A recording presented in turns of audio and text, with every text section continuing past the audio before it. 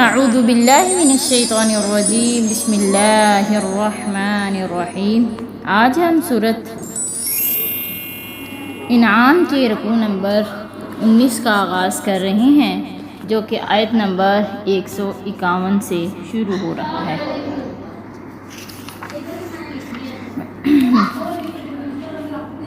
یہ رکوع قرآن کریم کے نہایت جامع اور اہم رکوعوں میں سے ایک ہے۔ ان آیات میں اللہ تعالیٰ انسان کی انفرادی اور خاندانی اور معاشرتی زندگی کے بنیادی اصول بیان فرماتے ہیں، گویا یہ ایک مکمل ضابطہ حیات ہے۔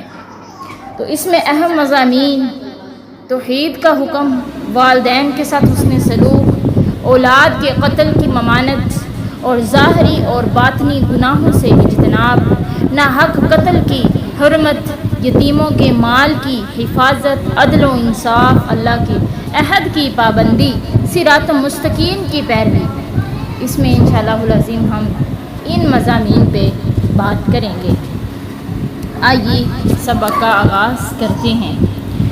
قل تو کہہ دیجئے اے میرے پیغمبر، تعالوا اتلوا ما حرم ربکم علیکم ان تشرکوا بہ شیئا، کہ تم آؤ میں تمہیں بتاتا ہوں، تم پہ تلاوت کرتا ہوں کہ تمہارے رب نے تم پر کیا حرام کیا ہے۔ اللہ تشرکوا بہ شیئا، کہ تم اللہ کے ساتھ شرک نہ کرو، وبالوالدین احسانا، اور والدین کے ساتھ حسن سلوک کرو، ولا تقتلوا اولادکم من املاق، تم اپنی اولادوں کو مفلسی کی وجہ سے قتل نہ کرو، نحن نرزقکم وایاکم، ہم تمہیں بھی رزق دیتے ہیں اور انہیں بھی رزق دیتے ہیں، ولا تقربوا الفواحش ما ظہر منها وما بطن، اور نہ تم قریب جاؤ بے حیائی کے جو ظاہر ہے اور جو پوشیدہ ہے، ولا تقتلوا النفس التي حرم اللہ الا بالحق، نہ تم قتل کرو اس نفس کو وہ جو کہ حرام کر دیا اللہ نے، الا بالحق، مگر حق کے ساتھ، ذالکم وصاکم بہ، اسی کی اللہ تمہیں وصیت کرتا ہے، لعلکم تعقلون، تاکہ تم عقل رکھ سکو، تاکہ تم سمجھ سکو۔ یعنی حرام وہ نہیں ہے جن کو تم نے بلا دلیل محض اپنے اوہام باطلہ اور ظنون فاسدہ کی بنیاد پر حرام قرار دے رکھا ہے، بلکہ حرام تو وہ چیزیں ہیں جن کو تمہارے رب نے حرام کیا ہے، کیونکہ تمہارا پیدا کرنے والا، تمہارا پالنہار وہی ہے، اور وہ ہر چیز کا علم بھی اسی کے پاس ہے، اور اس لیے اسی کو یہ حق حاصل ہے کہ وہ جس چیز کو چاہے حلال اور جس چیز کو چاہے حرام کر دے۔ چنانچہ میں تمہیں ان چیزوں کی تفصیل بتاتا ہوں کہ جن کی تاکید تمہارے رب نے کی ہے۔ سب سے پہلی بات ہے کہ اللہ تشرکوا بہ شیئا، کہ تم اللہ تعالیٰ کے ساتھ شرک نہیں کرنا۔ اللہ تعالیٰ نے سب سے پہلا تاکیدی حکم یہ دیا کہ اس کے ساتھ کسی چیز کو شریک نہ ٹھہراؤ، نہ کسی انسان کو، نہ جن کو، نہ فرشتے کو، نہ کسی پہاڑ، پتھر، دریا یا درخت کو، غرض کوئی چیز کتنی بھی عظیم الشان کیوں نہ ہو، اسے اللہ تعالیٰ کسی بھی چیز میں شریک مت بنا دینا، کیونکہ سب اللہ تعالیٰ کی پیدا کردہ ہیں۔ شرک بہت بڑا گناہ ہے، یہ ہرگز معاف نہیں ہوگا جب تک دنیا میں اس سے توبہ نہ کی جائے۔ قرآن مجید میں یہ ساری چیزیں مختلف انداز میں بار بار بیان ہوئی ہیں کہ نبی صلی اللہ علیہ وسلم نے احادیث میں ان کو تفصیل اور وضاحت سے بیان فرمایا ہے۔ اللہ تعالیٰ قرآن میں کہتے ہیں ان اللہ لا یغفر ان یشرک بہ ویغفر ما دون ذلک لمن یشاء ومن یشرک باللہ فقد افتری اسما عظیما، بے شک اللہ تعالیٰ اس بات کو نہیں بخشے گا کہ اس کے ساتھ شرک کیا جائے، اور وہ بخش دے گا اس کے علاوہ جسے چاہے، اور اللہ تعالیٰ اللہ کا شریک، اور جو اللہ کا شریک بنائے تو یقیناً اس نے بہت بڑا گناہ جو ہے وہ باندھا ہے، اللہ تعالیٰ پر جھوٹ باندھا ہے۔ حضرت ابو ذر بیان کرتے ہیں کہ رسول اللہ صلی اللہ علیہ وسلم نے فرمایا میرے پاس جبرائیل تشریف لائے، انہوں نے مجھے یہ بشارت دی کہ آپ کی امت میں جو شخص اس حال میں فوت ہو کہ وہ اللہ کے ساتھ کسی کو شریک نہ ٹھہراتا ہو تو وہ جنت میں داخل ہوگا۔ میں نے کہا خواہ اس نے زنا کیا ہو، چوری کی ہو؟ جبرائیل نے جواب دیا خواہ زنا اور چوری کا مرتکب ہی کیوں نہ ہو تو اللہ اسے معاف کر کے جنت میں داخل کر سکتے ہیں۔ حضرت عبداللہ بن مسعود بیان کرتے ہیں کہ رسول اللہ صلی اللہ علیہ وسلم نے فرمایا، جو شخص اس حال میں فوت ہوا کہ وہ اللہ کے ساتھ شرک کرتا ہو تو وہ آگ میں داخل ہو جائے گا۔ دوسرے نمبر پر اللہ نے شرک کے بعد، اللہ نے شرک کی ممانعت کے بعد دوسرا کیا حکم دیا؟ وَبِالْوَالِدَيْنِ إِحْسَانًا، والدین کے ساتھ اس نے سلوک کرو۔ اللہ کی توحید اور اطاعت کے بعد یہاں بھی اور قرآن کے دوسرے مقامات پر بھی والدین کے ساتھ اس نے سلوک کا حکم دیا گیا، جس سے یہ بات واضح ہوتی ہے کہ اطاعت رب کے بعد اطاعت والدین کی بڑی اہمیت ہے، کیونکہ والدین تکلیف پر تکلیف اٹھا کر بڑی محبت کے ساتھ اپنی اولاد کو پالتے ہیں۔ ان آیات میں صاف ظاہر ہوتا ہے کہ اللہ تعالیٰ اور اس کے رسول کے بعد بندوں کے حقوق میں سب سے مقدم حق انسان پر اس کے والدین کا ہے۔ اللہ قرآن میں کہتے ہیں وَقَضَىٰ رَبُّكَ أَلَّا تَعْبُدُوا إِلَّا إِيَّاهُ وَبِالْوَالِدَيْنِ إِحْسَانًا، تیرے رب نے فیصلہ کر لیا کہ اس کے سوا کسی کی عبادت نہ کی جائے اور اپنے ماں باپ کے ساتھ ہمیشہ اچھا سلوک کرتے رہو۔ حضرت ابو ہریرہ کہتے ہیں کہ ایک شخص رسول اللہ صلی اللہ علیہ وسلم کے پاس آیا، اس نے کہا اے اللہ کے رسول، میرے حسن سلوک کا سب سے زیادہ حقدار کون ہے؟ آپ نے فرمایا تیری والدہ۔ اس نے کہا پھر کون؟ آپ نے فرمایا تیری والدہ۔ اس نے کہا پھر کون؟ آپ نے فرمایا تیری والدہ۔ تو اس نے کہا پھر کون؟ آپ نے فرمایا تیرا باپ۔ تیسری مرتبہ، چوتھی مرتبہ آپ صلی اللہ علیہ وسلم نے کہا تیرا باپ زیادہ حقدار ہے، یعنی والدین کے ساتھ اس نے سلوک کرنے کا حکم دیا گیا ہے۔ حضرت عبداللہ بن مسعود کہتے ہیں کہ میں نے رسول صلی اللہ علیہ وسلم سے پوچھا کون سا عمل افضل ہے؟ آپ نے فرمایا وقت پر نماز ادا کرنا۔ میں نے عرض کی پھر کون سا؟ فرمایا ماں باپ سے نیکی کرنا۔ میں نے عرض کی پھر کون سا؟ آپ نے فرمایا اللہ کے راستے میں جہاد کرنا۔ حضرت عبداللہ بن مسعود بیان کرتے ہیں یہ باتیں رسول اللہ صلی اللہ علیہ وسلم نے بیان فرما دی، اگر میں مزید سوال کرتا تو آپ مزید جوابات مجھے ضرور بتاتے۔ تیسرے نمبر پر اللہ نے کہا کہ وَلَا تَقْتُلُوا أَوْلَادَكُم مِّنْ إِمْلَاقٍ نَحْنُ نَرْزُقُكُمْ وَإِيَّاهُمْ، مفلسی کی وجہ سے اولاد کو قتل کرنا حرام ہے۔ زمانہ جاہلیت کا یہ فعل قبیح آج کل ضبط ولادت یا خاندانی منصوبہ بندی کے نام پر پوری دنیا میں زور و شور سے جاری ہے۔ اللہ تعالیٰ اس سے محفوظ رکھے۔ حضرت عبداللہ بن مسعود بیان کرتے ہیں کہ میں نے رسول صلی اللہ علیہ وسلم سے پوچھا اللہ تعالیٰ کے نزدیک سب سے بڑا گناہ کون سا؟ آپ نے فرمایا تم اللہ تعالیٰ کے ساتھ شرک کرو، حالانکہ اس نے تمہیں پیدا کیا ہے۔ میں نے عرض کی پھر کون سا؟ آپ نے فرمایا تم اپنی اولاد کو اس ڈر سے قتل کر دو کہ وہ تمہارے ساتھ کھائیں گے۔ میں نے پھر پوچھا پھر کون سا؟ آپ نے فرمایا کہ تم اپنے پڑوسی کی بیوی کے ساتھ بدکاری کرو، زنا کرو۔ رسول اللہ صلی اللہ علیہ وسلم کی اسی فرمان کی تصدیق میں یہ آیت نازل ہوئی ہے۔ تو پیارے عزیزات، یہ نہ سمجھے کہ بچے دو پیدا ہو گئے ہیں کہ ہمارے پاس اتنے اخراجات نہیں ہیں کہ بچے پیدا کریں، ان کو کیسے کھلائیں پلائیں۔ اللہ کہہ رہے ہیں میرا وعدہ ہے کہ نحن نرزقکم وإیاہم، ہم تمہارا بھی رزق کا بندوبست کرتے ہیں اور ان کے رزق کا بھی بندوبست کرنے والے ہیں۔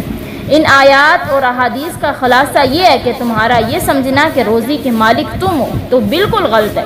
یہ ہمارا کام اور ہمارا ذمہ ہے، یہ تم سمجھ بیٹھو۔ بہرحال کفار کا تو کہنا ہی کیا ہے، اس وقت مسلم حکومتیں اسی بہانے سے ضبط ولادت اور یا خاندانی منصوبہ بندی کے نام پر منظم طریقے سے قتل اولاد کا جرم کر رہی ہیں۔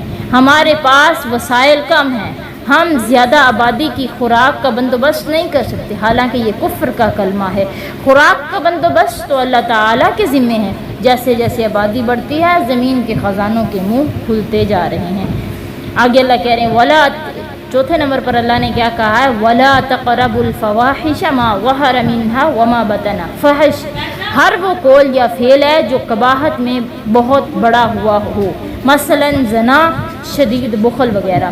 اللہ تعالیٰ نے ایسے ہر کام کو خواہ وہ ظاہر ہو جیسے کوئی سب کے سامنے زنا یا قوم لوط کی حرکتیں کرے، یا پھر پوشیدہ جیسے چھپ کر زنا کرنا، چوری کرنا، یہ سب کیا ہے؟ حرام ہے۔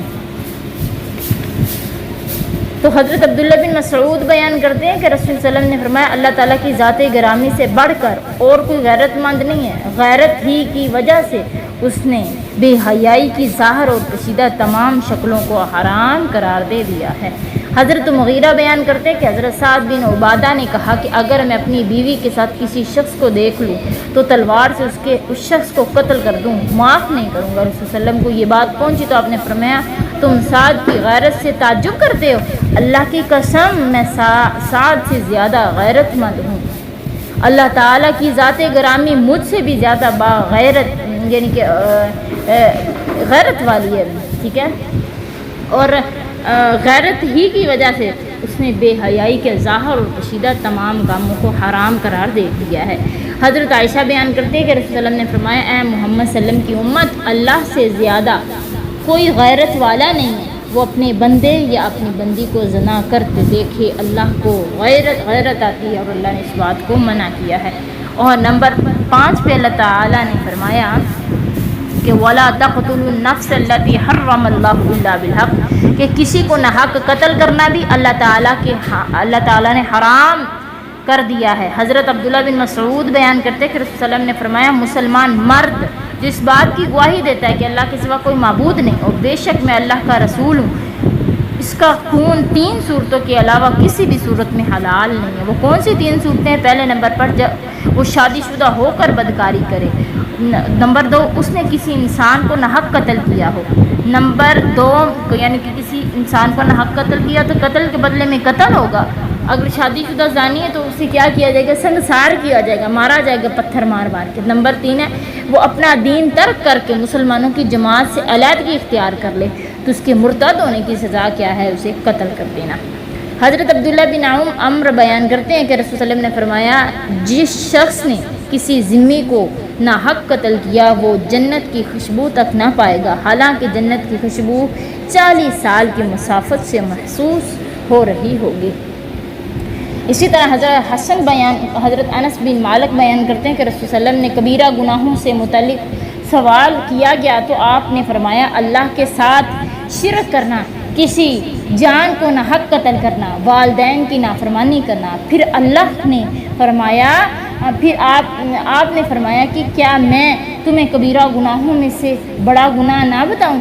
آپ نے فرمایا جھوٹ بولنا، یا آپ نے فرمایا جھوٹی گواہی دینا۔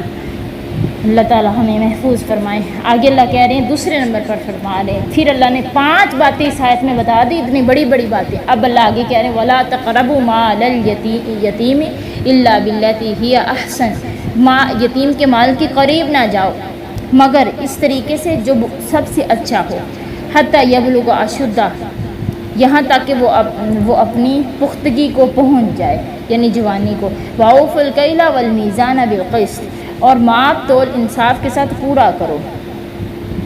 وَلَا نُكَلِّفُ نَفْسًا إِلَّا وُسْعَهَا، ہم کسی جان کو تکلیف نہیں دیتے مگر اس کی طاقت کے مطابق۔ وَإِذَا قُلْتُمْ فَعْدِلُوا، اور جب بات کرو تو انصاف سے کرو۔ وَلَوْ كَانَ ذَا قُرْبَىٰ، خواہ رشتہ دار ہو۔ وَبِعَهْدِ اللَّهِ أَوْفُوا، اور اللہ تعالیٰ کے وعدے کو پورا کرو۔ ذَلِكُمْ وَصَّاكُمْ بِهِ، یہ ہے کہ جس کی تاکیدی حکم اللہ نے دیا ہے۔ لعلکم تذکرون، تاکہ تم نصیحت حاصل کر سکو۔ ولا تقربوا مال الیتیم الا بالتی ہی احسن، جس یتیم کی کفالت کسی مسلمان کی ذمہ داری قرار پائے تو اس کی ہر طرح سے خیر خواہی کرنا اس کا فرض ہے۔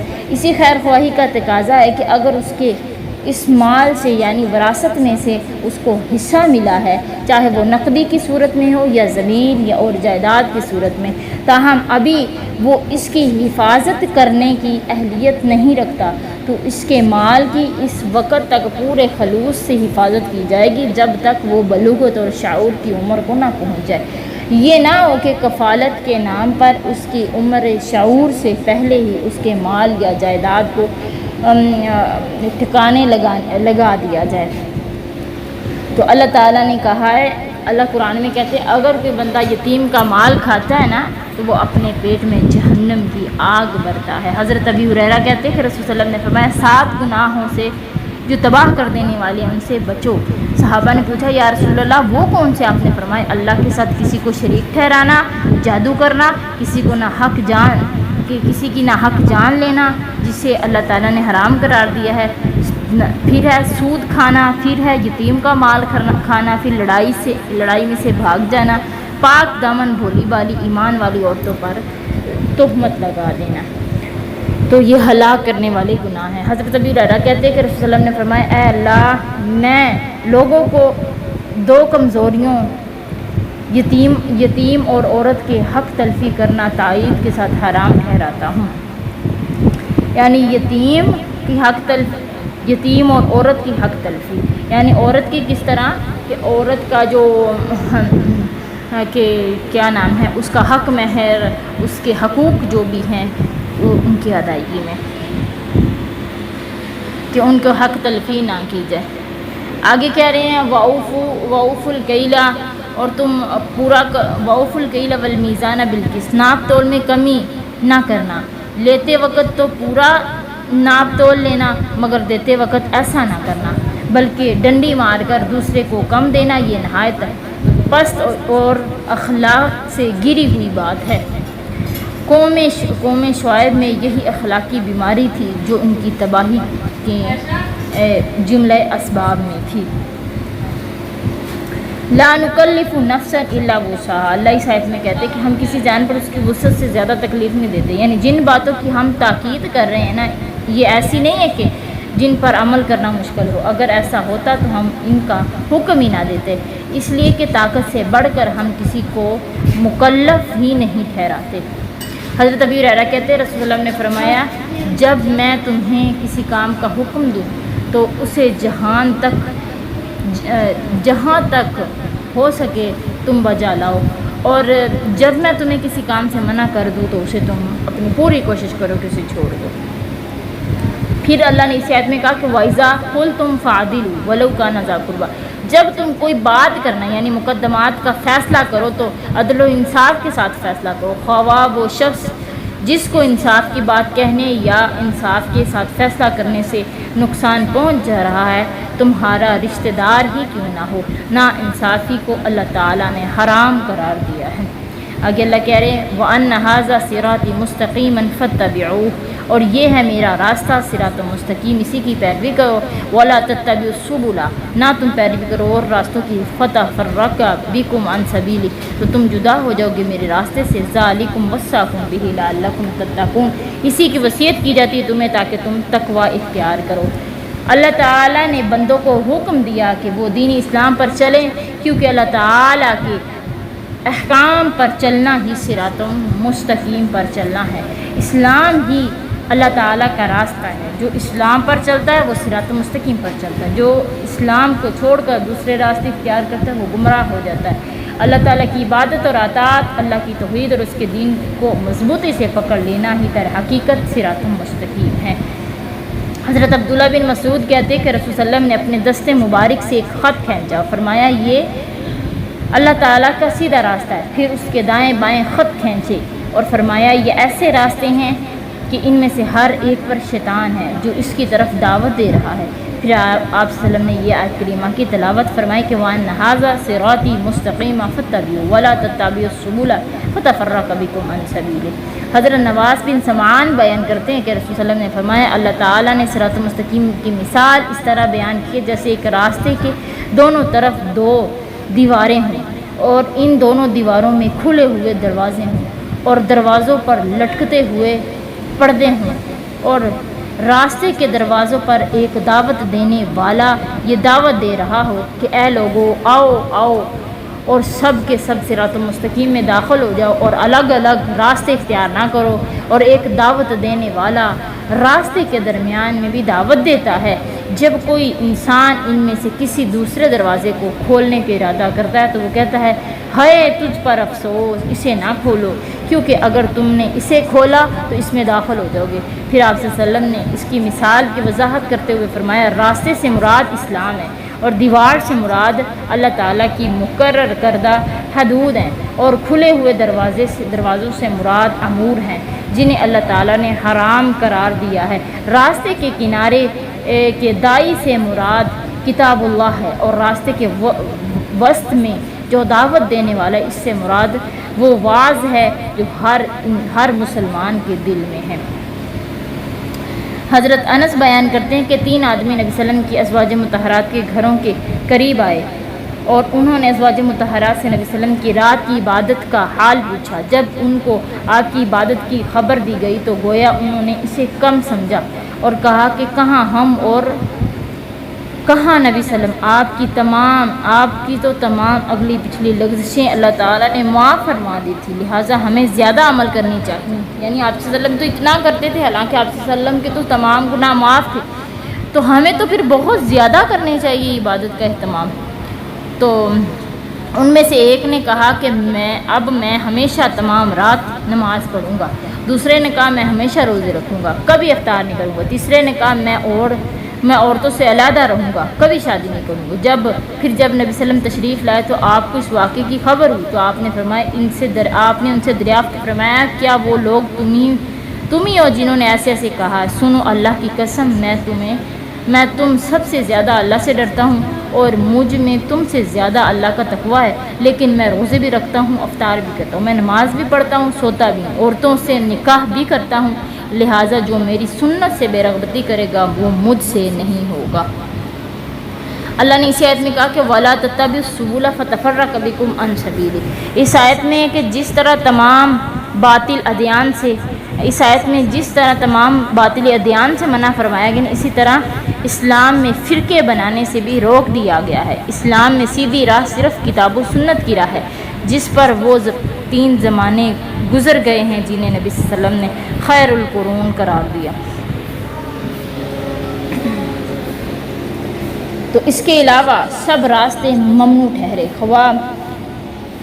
یعنی 3 زمانے وہ کون سے تھے؟ صحابی کا، تابعی کا اور تبع تابعین کا، یہ 3 زمانے تھے، ٹھیک ہے۔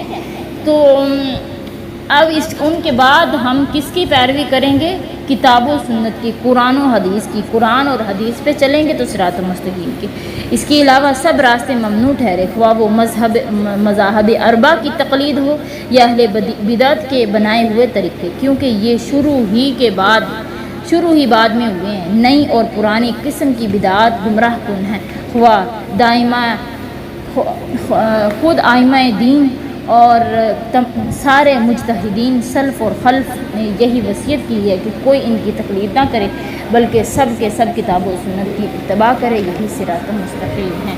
آگے اللہ کہہ رہے ہیں کہ ثم آتینا موسیٰ الکتاب تماما، پھر ہم نے موسیٰ کو کتاب دی جو کہ پوری کرنے والی تھی، الذی احسن و تفصیلا، کہ جس نے نیکی کی اور ہر چیز کی تفصیل بیان کی، وہدی و رحمتاً، ہدایت اور رحمت ہے، لعلہم بلقاء ربہم یؤمنون، شاید کہ وہ اپنے رب کی ملاقات پر ایمان لیں۔ قرآن کریم کا یہ اسلوب ہے کہ جو متعدد جگہ دہرایا گیا ہے کہ جہاں قرآن کا ذکر ہوتا ہے وہاں تورات کا، اور جہاں تورات کا ذکر ہو وہاں قرآن کا بھی ذکر ہوتا ہے۔ اسی اسلوب کے مطابق یہاں تورات کا اور اس وصف کا بیان ہوا ہے کہ وہ بھی اپنے دور کی ایک جامع کتاب تھی جس میں ان کے دینی ضروریات کی تمام باتیں تفصیل سے بیان کی گئی تھی۔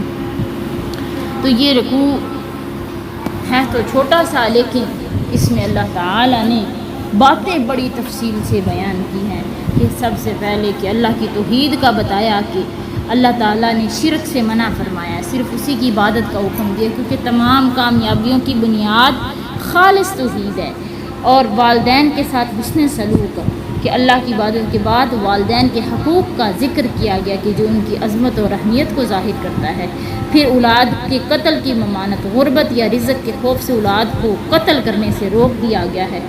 یقین دلایا گیا کہ رزق دینے والا اللہ ہے۔ ظاہری باطنی گناہوں سے اجتناب، ہر قسم کی بے حیائی خواہ وہ کھلی ہو یا چھپی ہو، اس سے بچنے کا حکم دیا گیا۔ کسی کو نہ حق قتل کرنا، کسی بے گناہ جان کو قتل کرنا سخت گناہ ہے، کیونکہ انسانی جان بہت قیمتی ہے۔ یتیم کے مال میں خیانت سے بھی منع کیا گیا، اس کے مال کی حفاظت کا حکم دیا گیا ہے۔ ناپ تول میں انصاف، گواہی میں سچائی اور ہر معاملے میں عدل قائم رکھنے کی تعلیم دی گئی ہے۔